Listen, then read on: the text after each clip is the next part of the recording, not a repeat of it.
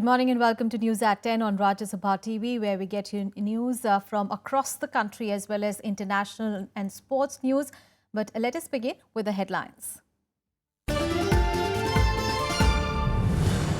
Kerala Chief Minister Oomen Chandy to appeal against Vigilance Court order on FIR against him. Congress stands firmly behind Chief Minister, saying there is no need for him to resign as opposition piles pressure. Central government announces a list of 20 smart cities. Bhubaneswar tops list among 97 contenders. WHO presses the alarm button over Zika virus, says it is spreading exponentially. Predicts up to 4 million cases this year.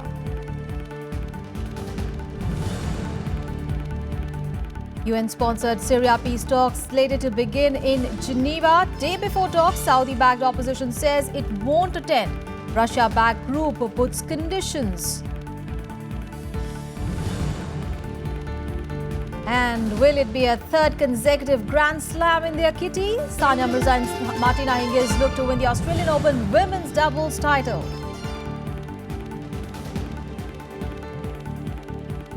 The top story, the Congress has dismissed demands for Kerala Chief Minister Oomen Chandy's resignation. Well, this came after a vigilance court in the state ordered the filing of an FIR against him in the multi-crore solar scam case. Now, claiming his innocence, Chandy had earlier refused to undergo a lie detector test. Soon after, a Kerala Vigilance Court ordered an FIR against Chief Minister Oomen Chandy and Power Minister Aryadan Mohammed. Violent protests broke out at the Kerala government's headquarters in Thiruvananthapuram. CPIM activists demanded the resignation of Chandy, who is accused of taking bribes from industrialists for allotting solar panels at cheaper rates. Chief Minister and the Electricity Minister should immediately resign. In the background of the Thrissur Vigilance Court decision, we should follow the footsteps of K. Babu, who resigned from the ministry. Thrissur Vigilance Court earlier passed orders to charge sheet and proceed against one minister, Mr. Babu. He has resigned, and his resignation letter is there with Mr. Oomen Chandy. That is the, convention there. So now similar order has been passed against Oomen Chandy and Aryadan Mohammed. So both of them should also tender their resignation. Government in Kerala now stands completely exposed in view of new revelations by the accused, and therefore I think now Congress has no moral ground to stay in power. The embattled Chief Minister put up a brave face denying the charges. He asserted he will resign and withdraw from public life if the allegations are proved. He had earlier refused to undergo a lie detection test. അത് ഞാൻ പറഞ്ഞില്ലേ വ്യക്തമായിട്ട് ധാർമ്മികതയ്ക്കപ്പുറമാണ് മനസ്സാക്ഷിയുടെ ശക്തി. ഞാൻ ഘടകകക്ഷി നേതാക്കളുമായി സംസാരിക്കും, ഹൈക്കമാൻഡുമായിട്ട് സംസാരിക്കും, എന്നിട്ട് ഉചിതമായിട്ടുള്ള തീരുമാനമെടുക്കും. Prime accused Sarita Nair told a judicial commission that she paid 1.9 crore rupees as bribe to a close aide of the Chief Minister to get government subsidies and other benefits for her solar energy venture. There was some strong intervention or interferences from Tambanu Ravi and Benny Behanan and from CM side also to protect him from those all allegations. Some of the allegations were true, but unfortunately I had to support them. So now this point I came to a realization that I am not getting back my money back. So my stage, that means I have to face more cases and I have to face more punishments and all. And I came to know that I should victimized. The Congress put up a spirited defence of the Chief Minister, dismissing demands of his resignation, claiming mischievous and malicious allegations will continue to fly since it is election time in Kerala. Allegations and counter-allegations are running in the state of Kerala. This is election time. Matters sub judice, we do not want to add to the controversy by commenting on this matter. The solar scam case relates to a company, Team Solar Renewable Energy Solutions Private Limited, that Sarita and her partner Biju Radhakrishnan floated in 2011. Both were arrested in 2013 on charges of duping investors from whom they'd collected crores.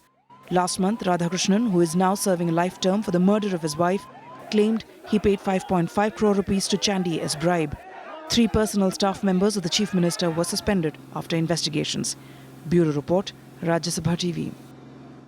Well, news from the northeast. Well, in a break from tradition, the Bharatiya Janata Party has declared Sarbanand Sonowal as its chief ministerial candidate for the upcoming Assam Assembly elections.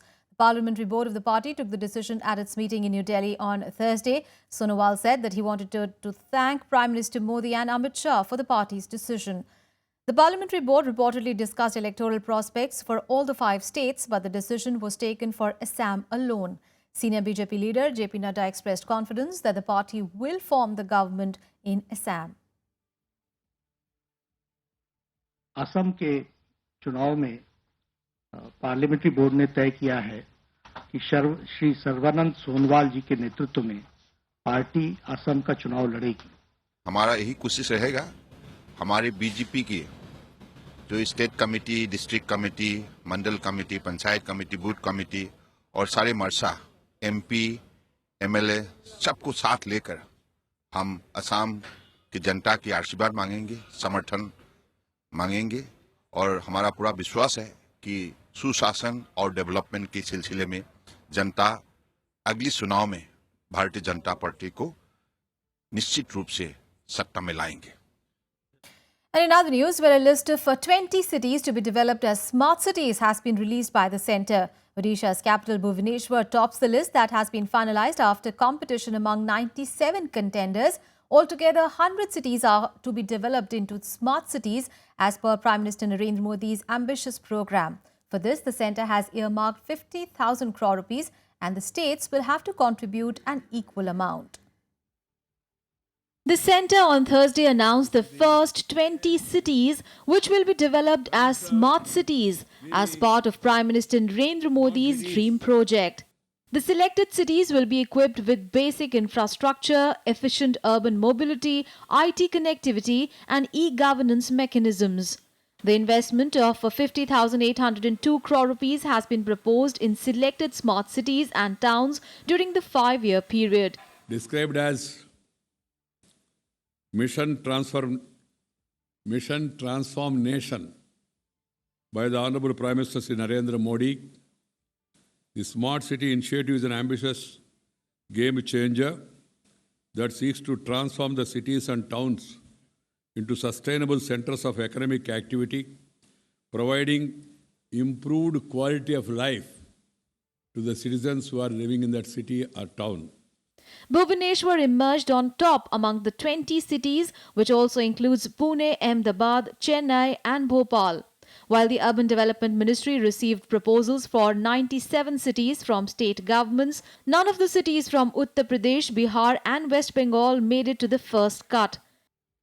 However, the remaining 77 cities have been asked to prepare for round 2 of the announcements in April. 13 of the cities are in the WHO list of the 20 most polluted cities in the world. I am delighted that Bhubaneswar has topped the list for smart cities by the Government of India. We shall make all out efforts to see this is fulfilled. And also I congratulate the Bhubaneswar team that has worked so hard on this. शहरी विकास मंत्रालय के सभी साथियों को भी धन्यवाद दूंगा, जनता को विशेष रूप से, क्योंकि जो प्रोसेस हमने की थी कंसल्टेशन की कैसे बनना चाहिए, जो पब्लिक पार्टिसिपेशन था वो इंदौर, भोपाल और जबलपुर तीनों में जबरदस्त था। सारे पहलू और मापदंडों पर हम खरे उतरे, इसकी हमने तैयारी की थी, कोशिश की थी और उसी का ये परिणाम है। Of the 97 cities and towns that 5 years down will graduate into smart cities, 24 are capital cities, another 24 are business and industrial centers, 18 are culture and tourism influenced areas, 5 are port cities and 3 are education and healthcare hubs. Prime Minister Narendra Modi has vowed to create 100 new smart cities by 2022, which would be on par with any developed European city. Bureau Report, Rajya Sabha TV. And now let's take a look at what is expected to make news today in the day ahead. The beating retreat ceremony denoting the end of Republic Day festivities will take place at Vijay Chowk at 4 p.m. today. President Pranab Mukherjee will be the chief guest of the function. 7 major coal-bearing states, including Odisha, are to attend a high-level meeting convened by the Coal Secretary Anil Swarup in New Delhi today. The meeting will discuss the measures to raise coal exploration and strengthen the transport network. It will also review the status of captive coal mines. External Affairs Minister Sushma Swaraj will undertake a 2-day visit to Mumbai today as part of Prime Minister Narendra Modi's directive to his ministers to reach out to the people on the work done by the government. She will interact with groups representing various stratas of the society in Ghatkopar today.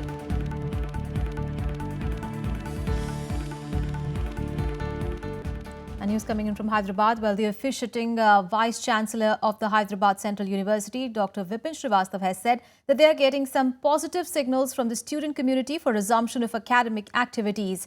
He also said that the varsity administration has started functioning from the morning on the Thursday and expressed hope that classes may start from Saturday this week if the students cooperate.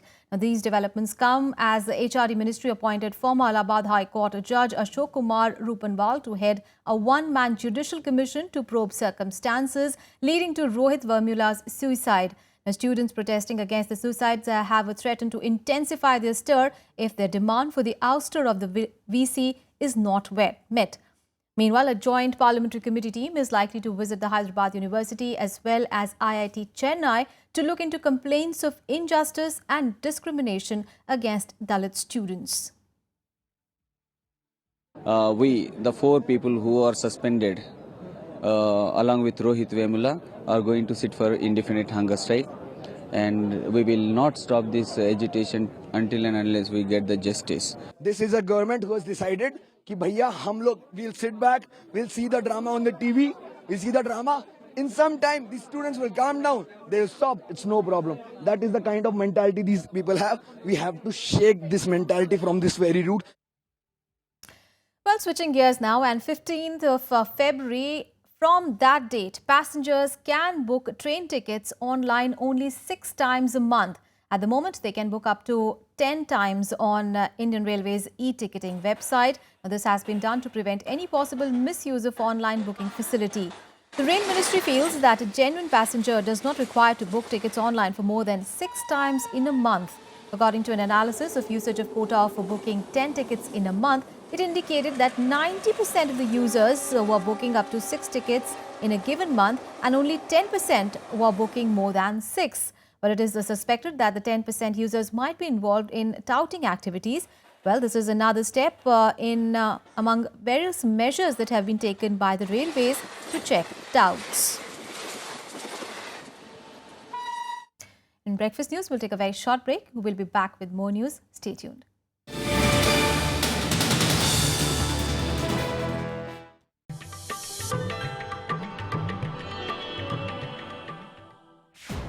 Saina Nehwal, the first Indian to win a medal in badminton at the Olympics. The world number 2 ranked player is also the first Indian to win the World Junior Badminton Championships and the first Indian to win a Super Series tournament. Saina Nehwal in fact completed a hat-trick Super Series titles in 2010. That same year, she became the first Indian singles player to reach the final of the year-ending Super Series finals, defeating 2-time All-England champion and former world number 1 Tine Bown in the semis.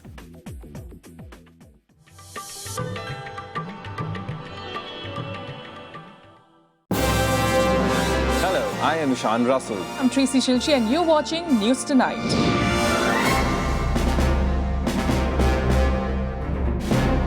Together with the team of our dedicated professionals from across various fields. This is Shyam Sundar, Vishal Dahiya, Akhilesh Suman, Frank Pereira from Beijing, China. Kriti Mishra for Rajya Sabha Television. We bring to you the news that matters here on Rajya Sabha TV.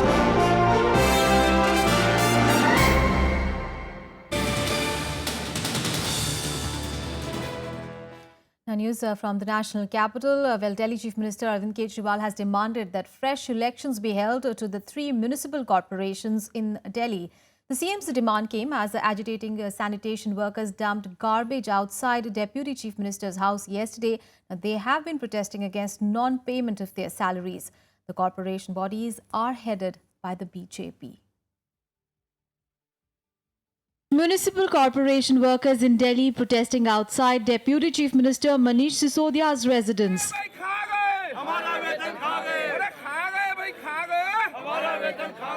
They are protesting against non-payment of salaries. The workers who have stopped work from 27th of January have threatened to intensify their stir if their demands are not met. The Municipal Corporation of Delhi, which is responsible for Delhi's cleanliness, has said it does not have money to pay salaries to about 1,50,000 civic workers. The civic bodies are ruled by the BJP. पूरा का पूरा झूठ और झूठों की सरकार है ये केजरीवाल की। केजरीवाल सरकार दिल्ली के नगर निगम के सफाई कर्मचारियों को, हमारे डॉक्टर्स को, टीचर्स को खून के आंसू रुला रही है। दिल्ली में जगह जगह कूड़े के ढेर लगवा रही है केजरीवाल की सरकार। आज भी नॉर्थ एमसीडी का 1200 करोड़ रुपया दिल्ली की केजरीवाल सरकार के ऊपर बकाया है as per third finance commission, और अगर फोर्थ फाइनेंस कमीशन की बात करें तो ये पैसा और बढ़ जाता है। Chief Minister Arvind Kejriwal has demanded fresh polls to the civic bodies, alleging total failure in their management. Targeting the three municipal bodies, Deputy Chief Minister Manish Sisodia alleged that striking sanitation workers were instigated to throw garbage in front of his residence and office. पैसे पे पैसा release किया हमने, एक पैसा इनका नहीं रोका। तो जो लोग नगर निगम को चला नहीं सकते, जो लोग दिल्ली को साफ नहीं रख सकते, जो लोग अपने नगर निगम के कर्मचारियों की तनख्वाह नहीं दे सकते, उन लोगों को पद पे बने रहने का कोई अधिकार नहीं है। मेरी अपील है केंद्र सरकार से कि ऐसे नगर निगम को भंग करके दोबारा वहां पे चुनाव करवाए जाएं। The AAP has alleged financial bunglings and mismanagement in the MCD. The party has claimed that the Delhi government has released the entire fund of the non-planned head for the current financial year, out of which salaries are paid. The government is also claiming that the three MCDs have admitted the fund has been received. Amidst politics over the issue, residents are bearing the stench for uncollected garbage outside homes and roadsides. Bureau Report, Rajya Sabha TV. Now, India has downplayed Nepalese Prime Minister KP Olis' remarks linking his maiden visit to India with the border blockade. External Affairs Ministry spokesperson Vikas Swarup has said, and I quote him now, "Our one and only desire is to see a peaceful, stable and prosperous Nepal, and for Nepal to resolve its internal political differences at the earliest by engaging in a dialogue in a genuine spirit of flexibility and compromise," quote unquote. Swarup also justified a visit by a group of Nepalese, including Madheshis, saying that India has always maintained contact across political spectrum in Nepal without taking sides. Well, the comments come after the Nepalese Prime Minister had told a select group of journalists at his office in Kathmandu that it will not be appropriate for him to visit India unless the situation returns to normal. He also alleged that India has imposed an unofficial border blockade which should be lifted. India has maintained that the situation in Nepal is an internal matter of the Himalayan nation.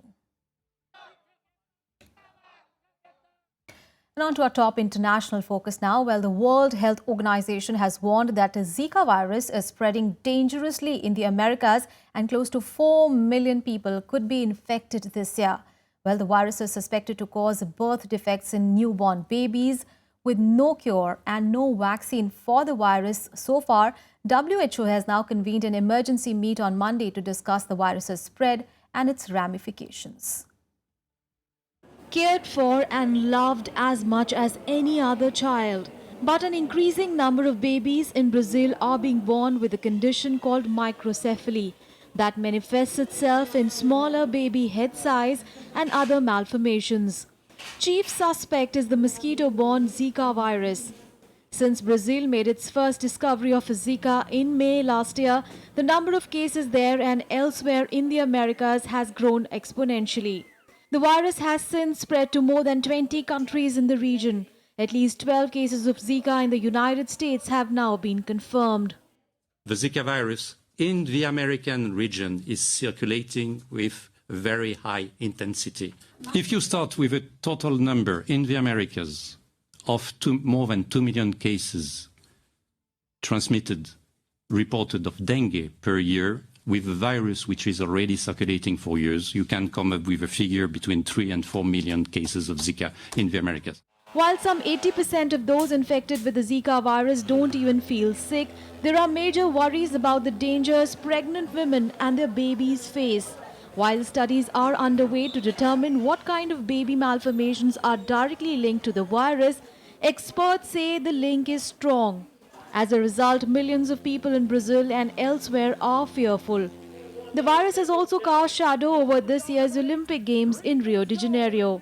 Today, at the latest tomorrow, there will be a communication from the International Olympic Committee to all the national Olympic committees how this can be addressed. We will do everything to ensure the health of the athletes and all the visitors.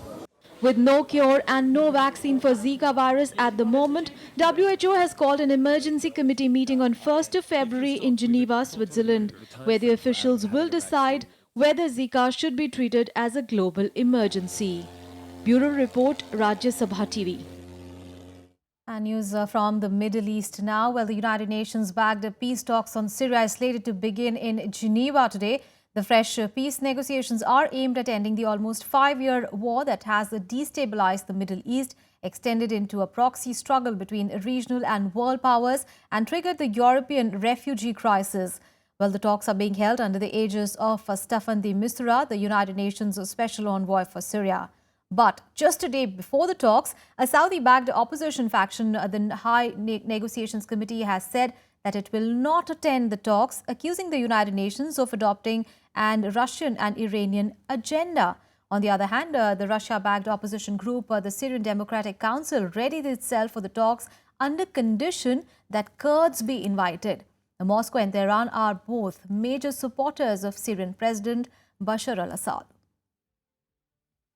Participons, dans tous les cas, nous allons participer à cette conférence. Nous ne laisserons pas la place à l'autre délégation de Riyad qui est soutenue par l'Arabie Saoudite. Alors nous sommes des laïcs syriens qui insistent. So now we finished our list and we have what we can call the democratic secular Syrian list of 15 essential and 15 others.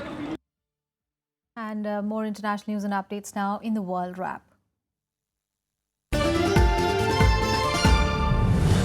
Iran's President Hassan Rouhani has railed a new chapter in French-Iranian relations during his visit to Paris to discuss trade ties. French Prime Minister Manuel Valls has also said that the two countries are being reunited. Number of deals were agreed between the two countries, including a $2.24 billion contract for Tehran to buy 118 Airbus planes. Rouhani's Europe tour comes after the lifting of international sanctions over Iran's nuclear program. At least 7 people have been killed in a suicide car bomb attack outside the presidential palace in Yemen's southern port city of Aden. President Mansour Hadi was inside the building at the time of the attack and was unharmed. The jihadist group Islamic State has said it is behind the attack. Remember, last month Islamic State claimed responsibility for a bombing that killed Aden's governor.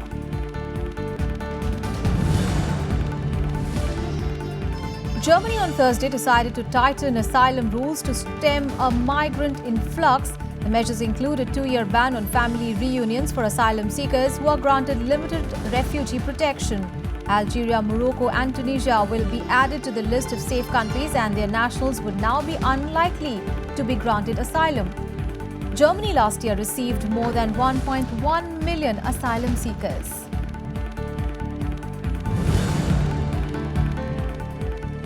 Republican presidential candidates took to the debate stage in Iowa with the notable exception of frontrunner Donald Trump. He decided to withdraw after Fox News refused to drop host Megyn Kelly, whom Trump accused of bias. Voters in Iowa on Monday are due to pick their presidential nominee for each party. The Republican field is a wide one, and a debate to undercard featuring 4 of the lowest polling candidates was held earlier on Thursday evening. And And on to some sports news. Well, in women's doubles pair of Sania Mirza and Martina Hingis in the Australian Open will look to win their third consecutive Grand Slam as they take on 7th seed Czech pair of Andrea Lavakova and Lucy Radecka in the final of the Australian Open today. The Indo-Swiss pair have played some of the brilliant tennis en route to the final of the competition and are on a 35-match winning streak. Later in the day, Sania Mirza will pair up with Croatian partner Ivan Dodig for the semi-final of the mixed doubles event. The Indo-Croatian pair will next face 5th seeds Elina Vesnina and Brun Soares. In the men's singles, Britain's Andy Murray will face Milos Raonic for a place in Sunday's final. Well, earlier on Thursday, Novak Djokovic reached his fifth consecutive Grand Slam final with a crushing win over Roger Federer. In the women's draw, top seed Serena Williams set up a final clash against Angelique Kerber. Novak Djokovic fought off a furious fight back from Roger Federer to put himself in prime position to win a 6th Australian Open title. The world number one will meet either Andy Murray or Milos Raonic after beating the Swiss legend 6-1, 6-2, 3-6, 6-3 in 2 hours and 19 minutes. It will be his 5th consecutive Grand Slam final. I came up with the right intensity, great concentration. I executed everything perfectly, and obviously two-set lead. It's more comforting, but it was a battle in the end. Earlier in the women's draw, Serena Williams needed only 64 minutes to down number 4 seed Agnieszka Radwanska 6-0, 6-4 in the first semi-final on Thursday, extending her imposing career record over the pole to 9-0. The world number one took just 20 minutes to blitz through the first set with 18 winners and just 4 unforced errors. Thanks to another 24 winners and 8 aces, Williams closed out the straight sets victory in just over an hour. I think I played well in the beginning, especially in the first set. I was able to do everything that I needed to do, and I was really hitting just all the right shots, making little to no errors, which is kind of hard to play like that. But it was good that she started playing better, and it was good for me mentally as well because I was able to recover and do well again. Williams will play Angelique Kerber in the final. The German 7th seed beat Britain Johanna Konta 7-5, 6-2. But I mean, yeah, it was a tough match today because also mentally I played a very good match against Zika yesterday, and I knew today I must go out there and play again good, be aggressive. But I knew also that she beat a lot of good players these 2 weeks, and it will be not easy. But I handle it, and I handle also my nerves actually in the beginning of the match, and it feels really good to be for my first time in the final. In the mixed doubles, top seeds Sania Mirza and Ivan Dodig put up a good show to defeat the pair of Leander Paes and Martina Hingis 7-6, 6-3 to enter the semi-finals. The Indo-Croat pair will next face 5th seeds Elina Vesnina and Bruno Soares for a spot in the final. Bureau Report, Rajya Sabha TV. 6-3. And India's cricket teams are high on confidence after winning their first T20 internationals against Australia. Both the men's and women's teams are looking to press home the advantage and seal off the 3-match series against the Australians.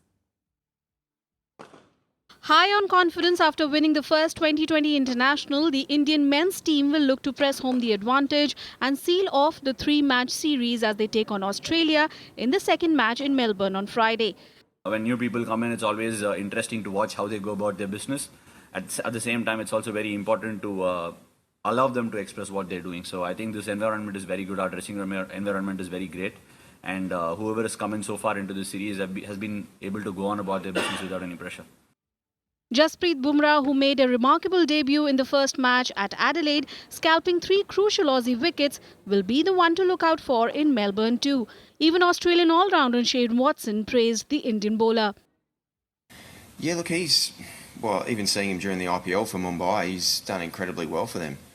He bowls a good pace.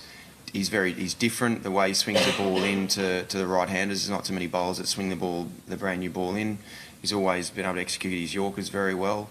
So there's no surprise that he's come into the Indian team and done very well.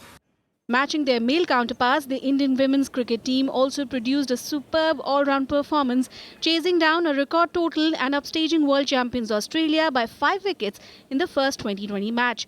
High on confidence after winning, the Indian women seem sure of sealing the 3-match series against Australia.